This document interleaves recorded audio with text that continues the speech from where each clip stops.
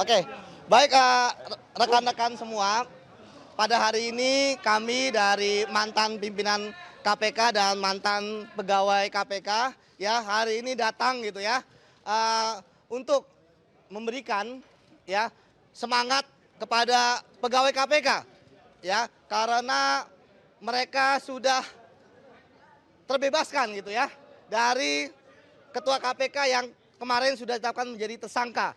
Nah, kemudian kami pada hari ini ya sudah menanti ya dari beberapa hari yang lalu kapan misalnya ketua KPK ditetapkan sebagai tersangka. Kenapa? Karena bagi kami ketua KPK merupakan sumber permasalahan yang ada di KPK. Sehingga ketika pimpinan KPK yang dalam hal ini adalah ketua KPK menjadi tersangka yang artinya dia hari ini nonaktif gitu ya, maka permasalahan KPK sedikit terselesaikan seperti itu. Nah, pada hari ini sebagai lambang kami ya, simbolis kami bahwa kami istilahnya berharap masa depan pemberantasan korupsi ke depannya itu akan cerah. Ya, ada beberapa teman yang nanti akan melakukan seremoni seperti itu, teman-teman. Oke, setelah dari saya Pak Abraham, kemudian Bang Novel dan Pak Koko, silakan, Pak. Oke, terima kasih. Pertama-tama kita bersyukur ya kepada Allah Subhanahu wa taala sudah membukakan mata kita semua ya sehingga kejahatan yang selama ini dibungkus oleh Firly itu bisa terungkap. Kemudian yang kedua kita mengapresiasi Pak Kapolri yang sudah berani menetapkan Firly sebagai tersangka. Kemudian yang ketiga, ketika kita mengikuti proses penyidikan yang dilakukan Firly nyata-nyata menghambat proses pemeriksaan. 3 kali mangkir ya. Ini adalah salah satu contoh, salah satu indikator bahwa Firly melakukan penghambatan terhadap pemeriksaan perkara ini. Oleh karena adanya indikasi menghambat jalannya pemeriksaan yang nyata-nyata tidak bisa lagi dibantah, maka sudah cukup bukti dan alasan untuk Kapolri atau kepolisian dalam hal ini untuk segera mengeluarkan surat penangkapan terhadap Firly. Kenapa Firly harus ditangkap? Agar supaya dia tidak melarikan diri, dia tidak mempersulit jalannya pemeriksaan, dan dia tidak menghilangkan alat bukti. Karena kalau hari ini atau kapan saja Firly tidak ditangkap, maka yang terjadi dia akan menghambat jalannya pemeriksaan ini.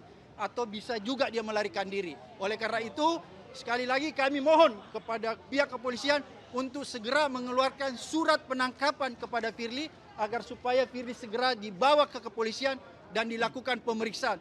Setelah dilakukan pemeriksaan, Firly harus segera ditahan. Karena itulah mekanisme yang harus dilalui dan dijalankan oleh Firly.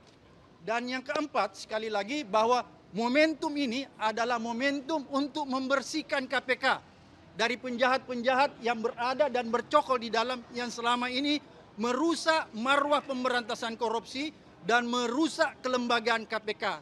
Oleh karena itu, kita tahu bahwa Firly tidak akan mungkin bermain seorang diri.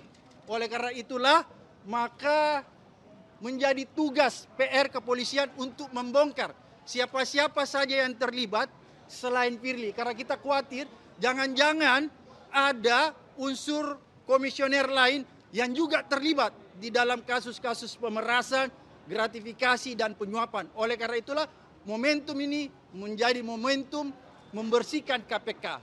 Dan yang terakhir, otokritik saya terhadap Dewas bahwa selama ini kita melihat Dewas tidak bertanggung jawab. Kenapa saya katakan tidak bertanggung jawab? Semua kejadian-kejadian pelanggaran-pelanggaran etik yang terjadi di KPK itu disebabkan oleh lemahnya pengawasan yang dilakukan Dewas. Kenapa pelanggaran etik itu berulang-ulang di KPK? Karena Dewas tidak pernah memberikan sanksi yang maksimal. Sehingga tidak ada deterrent efek bagi pegawai-pegawai KPK yang ada di dalam. Jadi kalau Dewas terus seperti ini tidak bekerja maksimal, maka saya khawatir Firly hari ini ditangkap, tapi tidak menutup kemungkinan akan terjadi lagi pelanggaran-pelanggaran etik berikutnya yang dilakukan oleh komisioner maupun pegawai KPK kalau Dewas seperti sekarang ini. Oleh karena itu saya menghimbau teman-teman Dewas yang saya hormati, yang anggaplah senior kita, kalau memang kalian tidak mampu dan tidak berani menjatuhkan sanksi bagi pelanggar etik yang ada di KPK, silahkan Anda legowo mengundurkan diri. Karena Anda sudah menghabiskan biaya negara yang begitu besar. Gaji Anda begitu besar. Ya, gaji Anda begitu besar, tapi ternyata Anda tidak pernah melakukan dan menjaga marwah KPK. Kenapa Anda tidak pernah melakukan menjaga marwah KPK? Itu terlihat dari kinerja Anda yang tidak pernah memberikan sanksi kepada pelanggar-pelanggar etik. Siapa itu mudah saja dilihat. Lili tidak diberikan sanksi, pulang melanggeng begitu saja di rumahnya. Sehingga inilah yang membuat pelanggaran-pelanggaran etik terus terjadi di KPK karena tidak ada DPR. Sekali lagi, terima kasih kepada pihak kepolisian yang sudah bekerja keras ya menetapkan dan membongkar kasus Firly ini agar supaya masyarakat bisa melihat bahwa ternyata masih ada sebuah harapan. Harapan itu ada di mana? Di kepolisian. Sekali lagi terima kasih, sampai ketemu. Silakan Bang Novel. Saya satu aja. Oke. Mulai detik ini KPK wajib memutus akses Firly Bahuri. Karena ini sangat berbahaya. Gedung ini kalau dimasuki oleh tersangka, akses data dan informasinya, akses kekuasaannya, itu justru membahayakan kelembagaan KPK. Jadi harus didorong mulai detik ini KPK menutup seluruh akses yang dimiliki oleh Firly Bahuri. Terima kasih. Oke, silakan Bang Novel.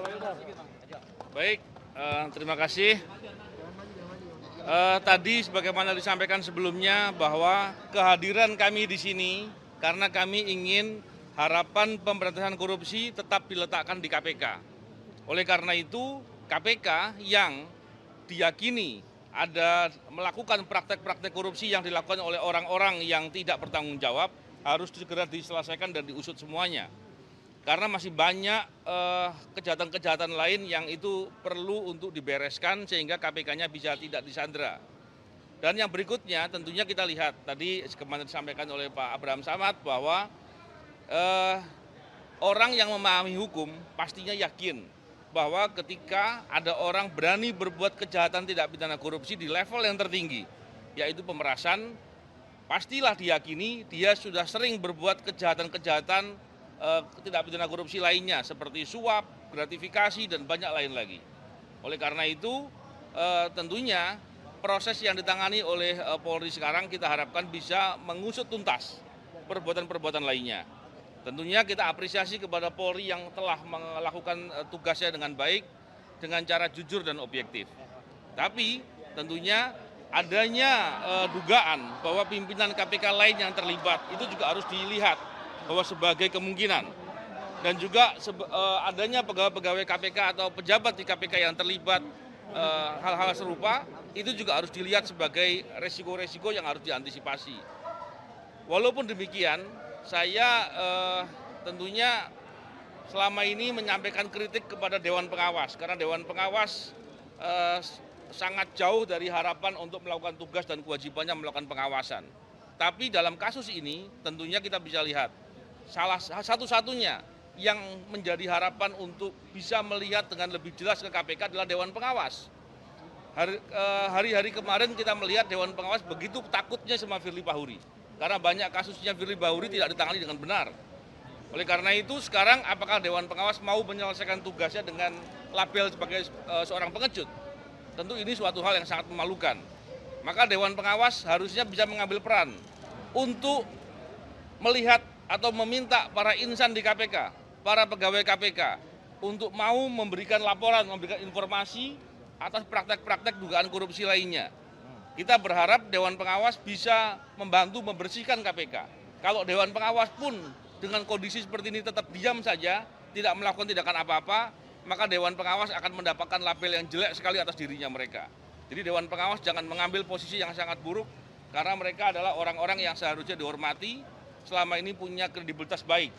Tapi tentunya ketika mengambil posisi yang sangat buruk, tentu itu sangat merugikan kepada mereka. Kami berharap dengan kehadiran kami bisa mendorong semua insan KPK untuk memisahkan diri dari pelaku-pelaku yang orang-orang yang berbuat kejahatan. Tentunya kami tidak pada posisi menuding KPK sebagai lembaga, tapi orang-orang yang berbuat jahat di dalam KPK jangan dibiarkan. Tentunya dalam hal ini juga saya berharap semoga Presiden dalam hal ini pemerintah mau untuk melihat bahwa KPK harus diperbaiki. Tentunya kita tahu bahwa masa waktu pimpinan KPK sudah harusnya berakhir semuanya. Tetapi adanya putusan Mahkamah Konstitusi menjadi berbeda. Tentunya kita lihat bahwa KPK sekarang adalah lembaga eksekutif.